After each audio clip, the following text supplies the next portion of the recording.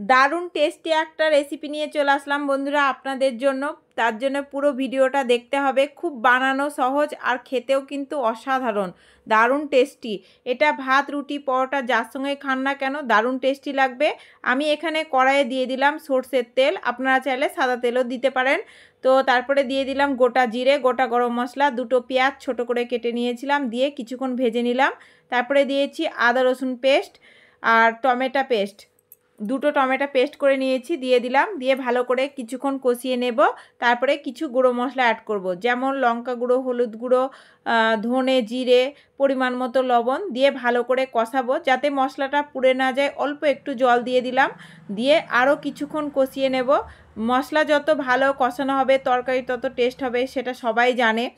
তো মশলাটা ভালো করে কষিয়ে নিয়ে যখন তেল ছেড়ে আসবে অ্যাড করে দিলাম অল্প একটু দই, টক দই। দইটা দিয়েও কিছুক্ষণ কষাবো। অবশ্যই দইটা দিয়ে গ্যাসটা একটু লো ফ্লেম করে দেবেন, দিয়ে ভালো করে কষাবেন।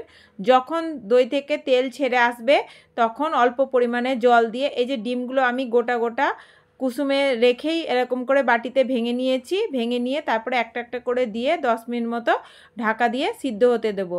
সিদ্ধ হয়ে গেলে উপর থেকে দুটো কাঁচা লঙ্কা, ধনে পাতা, গরম মশলা ছিটিয়ে দিলেই রেডি হয়ে গেল আমার ডিমের দারুণ টেস্টি সহজ একটা রেসিপি। এই রেসিপিটা খেতেও কিন্তু দারুণ টেস্টি। অবশ্যই যারা বানিয়েছেন তারা জানেন, আর যারা বানাননি অবশ্যই একবার বাড়িতে বানাবেন।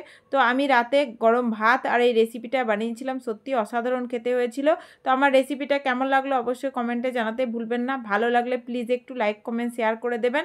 আবারও আপনাদের সঙ্গে দেখা হবে নেক্সট কোনো নতুন রেসিপির সাথে।